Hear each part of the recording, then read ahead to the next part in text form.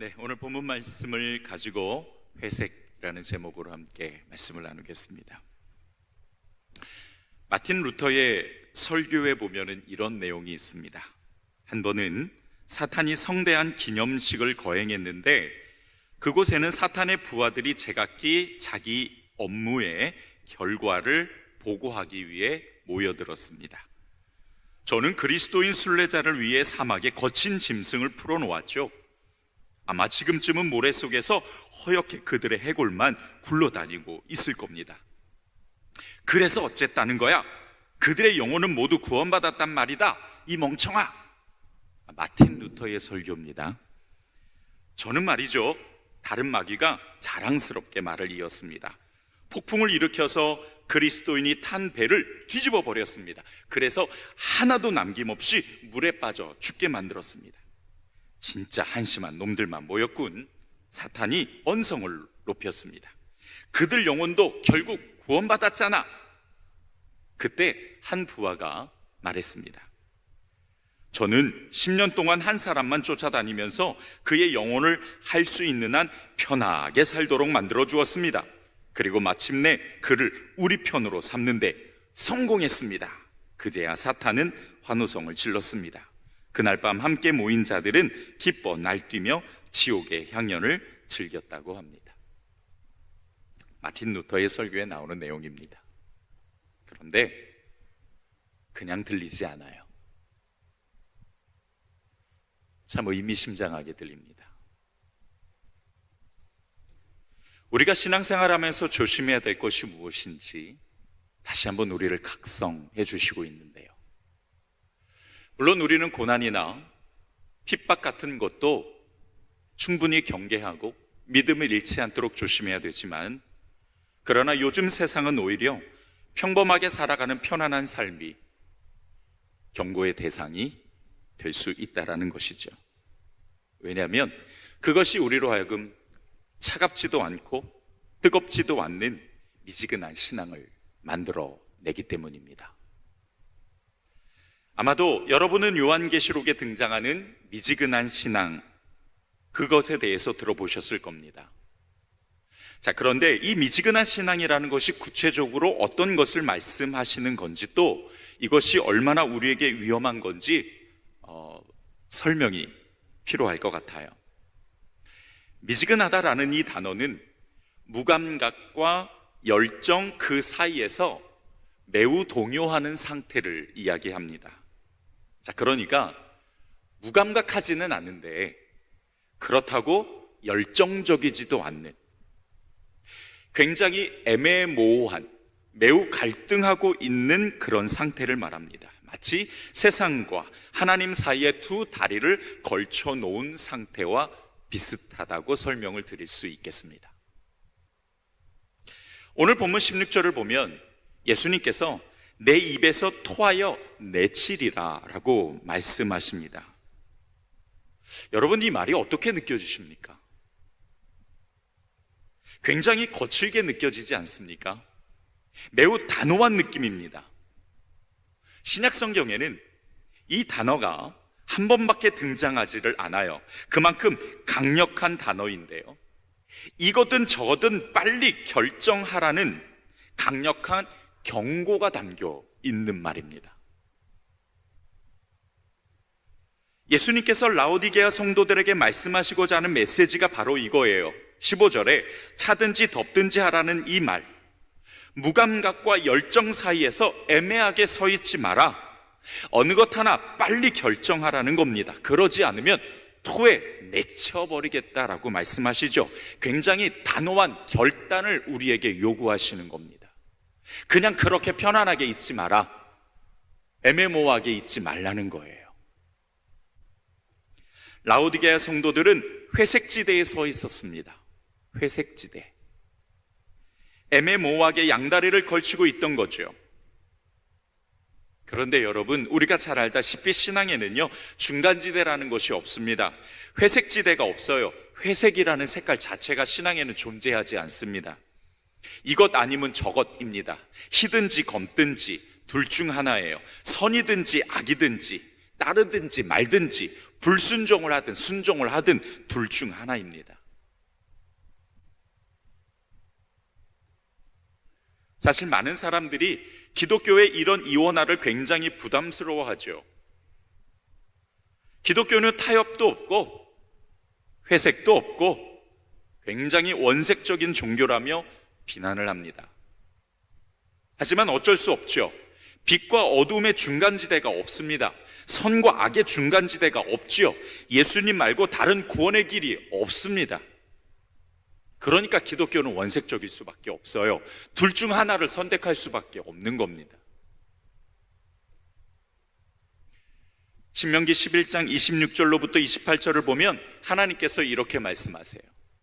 내가 오늘날 복과 저주를 너희 앞에 두나니 너희가 만일 내가 오늘날 너희에게 명하는 너희 하나님 여호와의 명령을 들으면 복이 될 것이요 너희가 만일 내가 오늘날 너희에게 명하는 도에서 돌이켜 떠나 너희 하나님 여호와의 명령을 듣지 아니하고 본래 알지 못하던 다른 신들을 쫓으면 저주를 받으리라. 오늘 설교에서 굉장히 중요한 성경 구절입니다. 하나님께서 우리 앞에 복과 저주를 두시고 둘 중 하나를 선택하게 하셨습니다. 말씀의 복종에서 복된 삶을 살든 아니면 말씀을 떠나 저주의 삶을 살든 둘 중 하나를 할 수밖에 없다는 거예요. 즉, 둘 중 하나를 선택할 수밖에 없다는 겁니다. 여기에 복과 저주를 적절히 섞어 놓은 또 다른 하나의 영역은 존재하지 않는다라는 거죠. 제가 여러분과 함께 나누고 싶은 부분이 바로 이겁니다. 복과 저주 사이에 적절한 회색지대는 존재하지 않는다라는 거예요. 여러분, 성경에서는요, 하나님만 의지하라고 말씀하셨지 하나님도 의지하라고 말씀하시지 않았습니다. 하나님도 의지하는 것은 하나님을 의지하지 않는 것과 똑같은 거라고 말씀하세요. 다른 것도 의지하고 하나님도 의지하는 것, 그거는 하나님을 의지하지 않는 거라고 말씀하시는 겁니다. 이사야서에 보게 되면 그래서 하나님은 오히려 인간이 먹고 마시는 물과 음식도 그게 의지의 대상이 될 수 있고 그게 의지의 대상이 된다면 그것마저도 제하여 버리시겠다라고 매우 강력하게 말씀하시는 것을 보게 됩니다. 다시 말하면 얼마든지 우리 주위에 하나님 외에 다른 의지의 대상들이 존재할 수 있다는 거예요. 이것도 의지하고 하나님도 의지하는 것, 그러나 그것은 하나님을 의지하지 않는 거라고 말씀하십니다. 하나님만 의지하는 것이 진짜 하나님을 의지하는 거라고 말씀하세요. 회색지대가 없죠. 중간지대가 없습니다. 한 발은 세상에, 한 발은 교회에 적당히 담아놓고 세상의 기쁨과 하나님의 거룩함을 다 가질 수 없다라는 거예요. 물질의 풍요로움과 예수님을 동시에 얻을 수 없다라는 거죠. 그런데 사람들은 그런 걸 좋아하죠. 중간지대, 적당한 거. 이것도 저것도 아니지만 그냥 느슨하게 있을 수 있는 것. 거룩함에 있다가 흥미를 잃으면 세상으로 옮기고 또 세상에 있다가 불안하면 거룩함으로 옮기고 싶어 해요. 그렇게 적당히, 적절히 두 가지를 섞어 자기가 살고 싶은 대로 살기를 원합니다. 맞아요. 솔직히 말하면 그것이 우리의 심정이긴 해요. 우리의 본능이긴 합니다. 그런데 성경은 그러면 안 된다라고 우리에게 깊이 말씀해 주시고 있는 거예요. 그게 우리의 본능일지라도, 그게 우리의 솔직한 심정일지라도 그렇게 살면은 안 된다라고 말씀을 해주시고 있는 겁니다. 그래서 사탄이 이거를 노려요. 하나님이 만들어 놓지도 않는 중간지대, 회색을 만들어 놓고 그걸 자꾸 선택하게 만드는 거죠. 여러분, 사탄은요, 교회 가지 말라고 하지 않습니다. 적당히 가라고 하죠. 기도하지 말라고 하지 않아요. 적당히 하라고 하죠. 그러니까 성도들이 넘어갈 수밖에 없는 겁니다. 신앙생활을 하지 말라는 게 아니니까, 하되 적당한 수준에서 하라고 유혹하니까 넘어가는 사람이 참 많아요.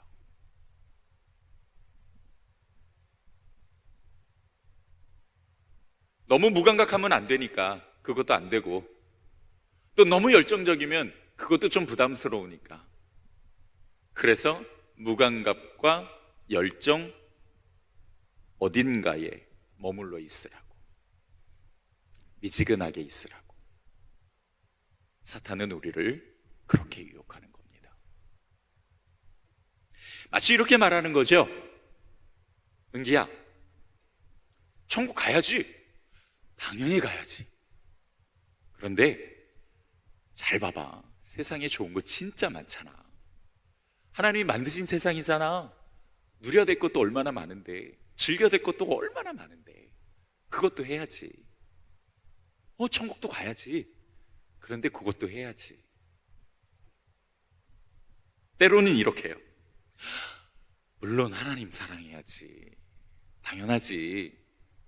그런데 세상도 사랑해야지.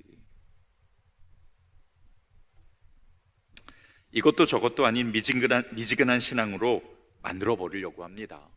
여러분, 그것이 사탄의 전략이라는 것을 우리는 분명히 알아야 돼요. 더 중요한 건 이런 미지근한 신앙, 회색지대, 또 이런 느슨한 신앙은 예수님이 받아주실 수 없는 신앙이라는 겁니다. 토하여 버리시겠다라고 말씀하시니까 예수님께 인정받을 수 없는 신앙이라는 거죠. 여러분, 저는요, 우리가 신앙생활하면서 내내 텐션을 높여가지고 팽팽한 줄로 만들라고 말씀드리는 것이 아닙니다. 기타줄을 계속 텐션을 높여놓잖아요. 그러면 그거는 끊어집니다. 그런데 또 너무 느슨하게 놓으면 연주가 안 돼요.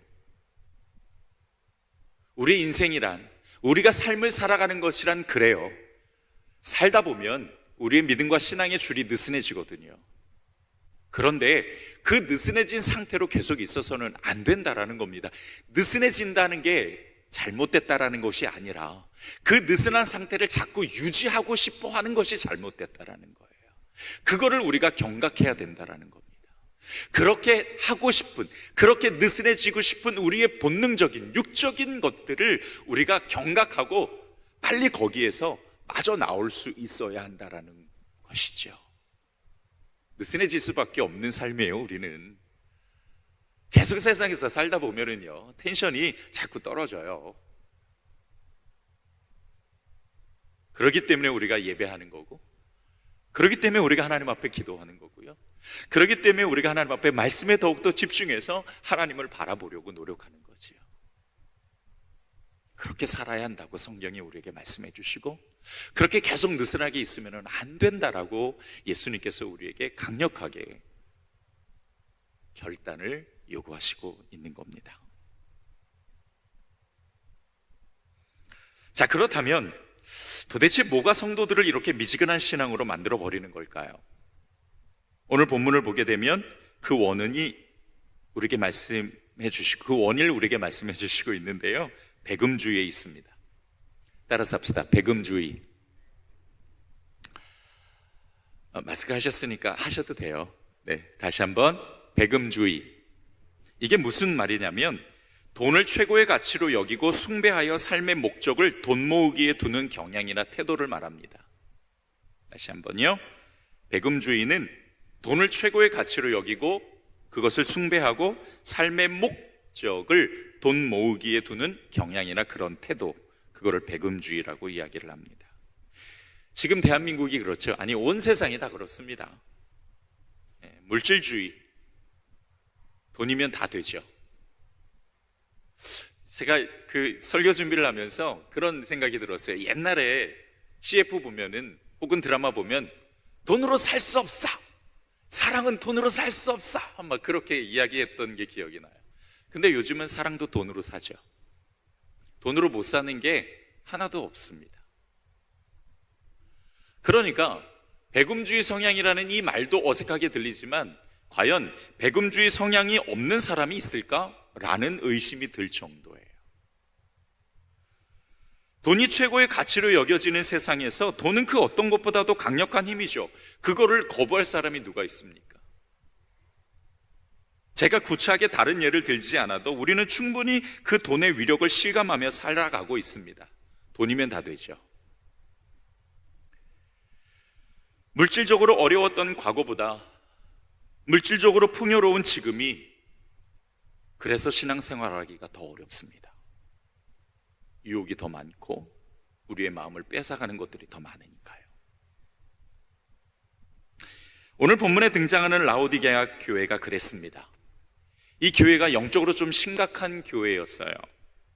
예수님은 이 라오디게아 교회 성도들에게 뭐라고 말씀하시냐면 곤고하고 가련하고 가난하고 눈이 멀고 벌거벗은 교회라고 책망하십니다. 근데 사실 실정은 그렇지 않았어요. 라오디게아 교회 성도들은요 굉장히 부자였습니다. 잘 사는 사람들이었어요. 라오디게아 지역이 당시 내륙과 바다를 잇는 관문이었기 때문에 교통의 요충지였습니다. 그래서 이 라오디게아 지역은 양모산업과 금융업이 굉장히 발달해 있었습니다. 한 예로 AD 60년경에 대지진이 한 번 있었거든요. 그때 다른 도시들은 로마의 지원을 받아서 재건을 했는데 이 라오디게아 도시는 자력으로 재건할 정도로 굉장히 부자 도시였습니다. 그러니까 라오디게아 성도들 대부분이 재력이 좋은 사람들이었던 거죠. 지금으로 말하면 부자들만 모여 있었던 교회였습니다. 이 사람들의 문제점이 뭐냐? 그 물질 풍요로움 때문에 미지근한 신앙을 갖게 됐다는 거예요. 그것 때문에 적당주의에 빠져버린 겁니다. 설교 초입에도 말씀을 드렸듯이 여러분 기독교 신앙에는 적당히, 느슨히, 중간지대, 회색 이런 것이 없어요. 복을 선택하든 저주를 선택하든 둘 중 하나인데 라오디게아 성도들은 중간지대를 만들어버린 겁니다. 그리고 적당히 신앙생활하고 있었어요. 풍요로우니까.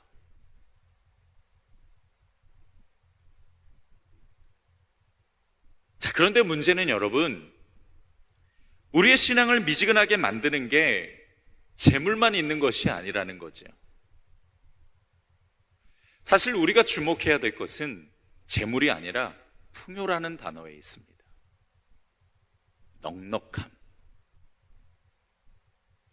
라오디게아 성도들에게 넉넉함은 재물이 있었지만 우리 주위를 둘러보면요, 얼마든지 우리에게 넉넉함이라는 단어를 쓸 수 있을 만한 것들이 참 많아요. 사람이 그래요. 뭐가 하나 많이 있잖아요. 그러면 그것의 만족함에 빠져서 다른 것을 찾지 않습니다. 여러분 때도 그러셨나요? 제 때에도요, 구슬, 딱지 이런 거 있잖아요. 일단 그 한 반에서 갑이라고 불리는 아이가 있는데 딱지나 구슬을 어마어마하게 가지고 있는 애들, 그네들이 갑이었습니다. 걔네들은 항상 다른 애들을 데리고 다녔죠. 왜냐하면 딱지가 많고 구슬이 많으니까 혹시 쫓아다니면서 그것 좀 얻어볼까 싶어서. 저도 굉장히 많이 쫓아다녔거든요. 그러니까 저는 갑이 아니라 항상 을이었습니다. 뭐 하나 떨어질까 싶어가지고. 그것을 너무 모으고 싶어요. 그리고 언젠가 구슬이나 딱지를 많이 가지고 있었던 적이 있었습니다. 굉장히 풍요롭죠. 그러니까 그거를 많이 갖고 있으니까 다른 게 필요하지 않아요. 어렸을 때도 그런데 어른인 우리는 더하죠. 뭔가 하나 풍요롭거나 뭔가 하나 넉넉하거나 뭔가 하나 여유가 있으면 하나님을 찾지 않습니다. 하나님의 은혜 조금만 있어도 돼요. 신앙? 적당히 해도 돼요. 나 이거 많은데 뭘. 여기서 내가 다 이 만족감을 얻는데 뭐 이게 뭐가 필요해. 본능적으로 그렇게 생각이 들어요. 그게 사실 우리의 본질이에요. 죄성입니다.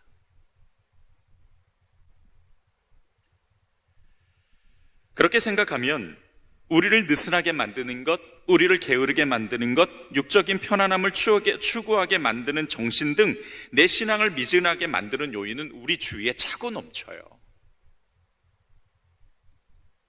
오늘을 사는 우리에게 이 말씀이 필요한 이유이기도 합니다. 예수님은 미지근한 신앙을 가진 라오디게아 교회에게 세 가지의 처방을 내려주셨어요. 즉, 이 미지근한 신앙을 해결할 수 있는 처방을 주신 건데, 오늘 이 세 가지를 우리가 함께 적용점으로 나누면서 우리 자신을 돌아보고 다시금 멋지게 우리의 신앙을 열정적으로 회복할 수 있는 은혜가 있기를 주님의 이름으로 축원드립니다. 첫 번째로 따라서 합시다. 성숙한 믿음 훈련이 필요하다. 오늘 본문 18절을 보면은요, 내가 너를 권하노니 내게서 불로 연단한 금을 사서 부요하게 하라 라고 말씀하시죠. 이 18절에 세 가지 처방이 다 들어있어요. 그래서 18절은 계속 여러분과 함께 보게 될 것입니다.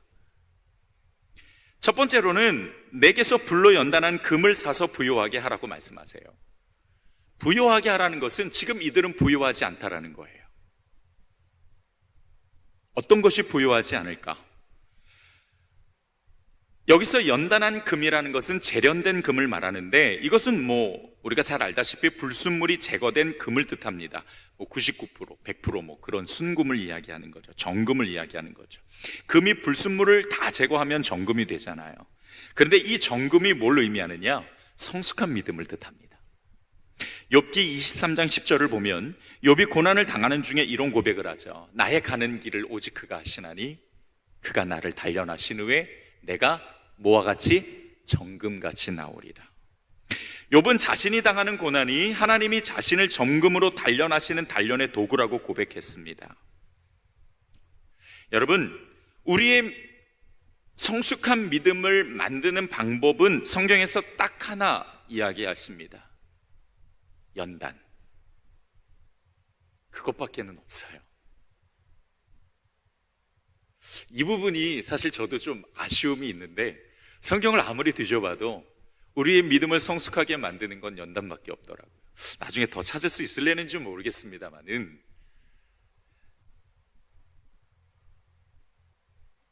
그거 하나밖에 없어요. 그래서 시련과 고난과 연단은 나를 고통스럽게만 만드는 게 아니라 오히려 나의 믿음을 단련시켜서 정금과 같은 믿음이 되도록 만들어주는 은혜의 통로이기도 합니다. 그러니까 이 시련은요, 연단은 나를 조각하시는 하나님의 조각칼과 같은 거예요. 연단을 통해서 나의 쓸모없는 부분을 다 제거해 주십니다. 그렇게 다 쓸모없는 부분이 제거되고 나면 뭐가 남냐면 하나님의 형상이 남아요. 하나님은 나를 하나님의 형상으로 만들어 주시기 위해, 조각해 주시기 위해서 여전히 시련과 연단을 통해서 나를 아프게 하시는 겁니다. 고통스럽지만 작업이 끝나고 나면 멋진 작품이 되어 있는 것처럼 이 시련과 연단은 나를 멋진 작품으로 만드시기 위한 하나님의 은혜의 손길입니다. 때로는 사람으로, 때로는 돈으로, 때로는 직장으로, 때로는 나 자신의 문제로 고난과 시련이 왔을 때 그거는 나를 성숙한 믿음으로 만들기 위한 하나님의 손길임을 여러분 꼭 기억하십시오. 그래서 성경은 고난받는 것이 하나님의 뜻이라고 말씀하고 있습니다. 자, 그런데 라오디게아 성도들은 그렇지 않았다라는 거예요. 믿음을 단련시키려면 고난과 연단을 겪어내야만 하는데 그게 없었다라는 겁니다. 너무 풍요로우니까 얼마든지 피해갈 수 있었던 거죠. 우리가 가진 믿음이라는 것은 예수님을 의지하는 믿음인데, 이 라오디게아 성도들은 예수님을 의지하기보다는 자신이 가지고 있는 풍요로움, 넉넉함, 그거를 예수님보다 더 의지했던 거죠. 그러다 보니까 예수님이 필요하지 않았던 겁니다. 그러다 보니까 점점 더 예수님과 관계가 멀어지죠. 정금과 같은 믿음을 가져야 되는데 이들은 그 정금과 같은 믿음이 없는 가난한 사람들이었어요. 그래서 예수님은 그 정금과 같은 믿음을 사서 부요한 자가 되라고 말씀하셨던 겁니다. 우리로 하여금 느슨하게 만드는 이 세상을 살아가고 있는 성도들이 어떻게 무감각과 열정 사이에서 열정을 향해 갈 수 있느냐? 우리의 믿음을 더욱 성숙하게 만드는 거죠. 그리고 그 믿음을 성숙하게 만드는 방법은 연단입니다. 여러분, 우리에게는 작고 큰 시련과 연단이 분명히 있습니다. 그거를 피하는 것이 아니라 오히려 그것을 통해서 나를 만들어 가시고, 그리고 내 인생의 작품을 계획하시는 그 하나님을 신뢰하고 맡겨드림으로써 우리가 더욱 성숙한 믿음으로 나아갈 수 있기를 주님의 이름으로 축원드립니다. 따라서 합시다. 연단을 피하지 말자. 두 번째로, 거룩하고 성결한 삶을 살라고 말씀하세요. 18절을 보면 흰 옷을 사서 입어 벌거벗은 수치를 보이지 않게 하라고 말씀하십니다. 흰 옷을 입으라는 건 성결하고 거룩한 삶을 살라는 거죠. 선과 악의 중간지대가 아니라 선을 선택하라는 분명한 메시지입니다. 라오디게아 성도들의 미지근한 신앙의 문제는 죄를 죄로 자각해야 되는데 그러지 못했다라는 거예요. 너무 풍요롭고 돈이 많으니까, 또 당시에는 워낙 이 우상 문화가 너무 성행하고 있었기 때문에 얼마든지 죄를 지을 수 있는 가능성이 너무 많았어요. 지금의 우리와 별반 다를 게 없었죠. 그래서 예수님께서 이들에게 거룩하고 성결한 삶을 요구하셨던 겁니다. 거룩하고 성결한 삶을 다른 게 아닙니다. 죄를 경계하면서 하나님의 말씀에 순종하려고 애를 쓰는 삶을 이야기하는 거예요. 이 거룩함이라는 단어는 하나님의 영역 안으로 들어가는 것을 이야기합니다. 하나님의 영역은 말씀에 순종함으로써 들어갈 수가 있죠. 그러므로 예수님께서 흰 옷을 사서 입으라고 말씀하신 건 삶의 가치를 영적인 것에 두고 하나님 말씀에 순종하는 거룩한 삶에 투자하라는 뜻이기도 합니다. 미지근한 신앙은 세상과 교회에 발을 하나씩 담아둔 겁니다. 그러므로 세상에 담아둔 발을 빼서 거룩하고 성결한 하나님의 영역으로 나아갈 수 있도록 지향해야 된다는 거예요. 그런 성도들이 되기를 주님의 이름으로 축원드립니다. 마지막 세 번째로, 영적인 시각을 가지라고 말씀하세요. 18절 끝에 보면 안약을 사서 눈에 발라보게 하라 라고 말씀하시죠. 이것은 영적인 시각을 가지라는 거예요. 자, 여러분 17절을 우리 다시 한번 보겠습니다. 내가 말하기를 나는 부자라 부요하여 부족한 것이 없다 하나 내 곤고한 것과 가련한 것과 가난한 것과 눈먼 것과 벌거벗은 것을 알지 못하더라 라고 말씀하세요. 무슨 뜻인가 하면 라오디게아 성도들이 물질적으로 풍요롭다 보니까 진짜 문제가 뭔지 발견하기 어려웠던 거예요. 현실적으로 물질이 풍요로우면요, 여러분 문제가 없는 것 같아요. 웬만한 건 돈으로 다 해결할 수 있으니까. 내가 가진 어떤 여유, 내가 가진 어떤 넉넉함, 내가 가지고 있는 많이 가지고 있는 그것으로 웬만한 문제들을 해결할 수 있다 보니까 문제가 문제로 느껴지지 않았던 거예요. 그러니까 영적으로 별 문제가 없다고 느껴진 겁니다, 이 라오디게아 성도들이. 지금 예수님이 보시기에 영적으로 엉망이에요. 가난합니다. 벌거벗었습니다. 보지를 못해요. 온갖 부족하고 연약한 존재인데 이 라오디게아 성도들은 하나도 자신이 그렇다고 생각하지 않았던 거예요.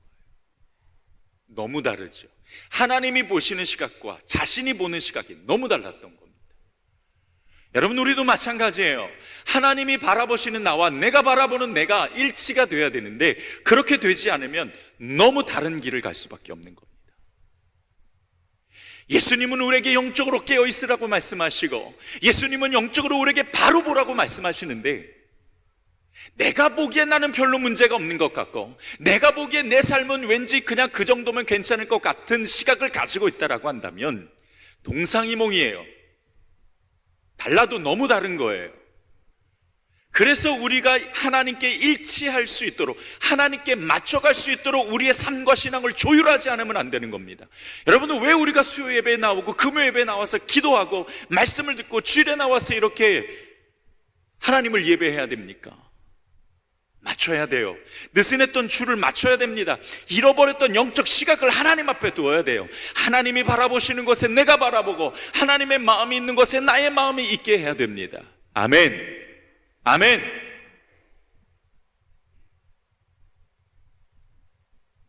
느슨하게 있으면 안 되죠. 연주가 안 돼요. 하나님의 영광을 드러낼 수가 없어요. 삶의 목적을 이루어낼 수가 없습니다. 너무 큰 착각을 하고 있어요. 생활에 별 문제가 없다고 해서 영적으로 문제가 없는 것이 아닙니다. 근데 여러분 보세요. 사실 재정적으로 힘들거나 위기나 어떤 문제가 발생하면 우린 기도부터 합니다. 왜? 가진 게 없으니까. 하나님 외에는 해결 방법이 없으니까 하나님 앞에 무릎 꿇잖아요. 그런데 가진 게 많으면은요, 게을러지고 기도 안 하고 하나님 찾지 않고 내 나름대로 방법대로 해결해 보려고 하지요. 그게 우리들의 모습이잖아요. 예수님은 라오디게아 성도들에게 곤고하고 가련하고 가난하다고 말씀하셨어요. 마음이 굳어졌다라는 겁니다. 불쌍하다라는 거예요. 영적인 빈곤을 말씀하시는 겁니다. 영적으로 굳어지고 불쌍해지고 가난해지고 있는데 이 라오디게아 성도들은 그걸 스스로 느끼지 못했어요. 영적인 시각이 아닌 육적인 시각으로 신앙을 바라봤기 때문입니다. 여러분, 저는 여러분께 분명하게 말씀드리고 싶어요. 코로나가 우리에게 주는 영적인 유익이 굉장히 많습니다. 우리 자신을 돌아보게 하고 믿음과 신앙을 점검하게 하고 만들었어요. 그런데 또 이거를 딱 뒤집어 보면은요, 우리를 너무 느슨하게 하는 부분도 있다라는 거예요. 코로나잖아, 못 모이잖아, 어떻게 할 수 없잖아, 그런 생각들이 우리를 느슨하게 만들어요.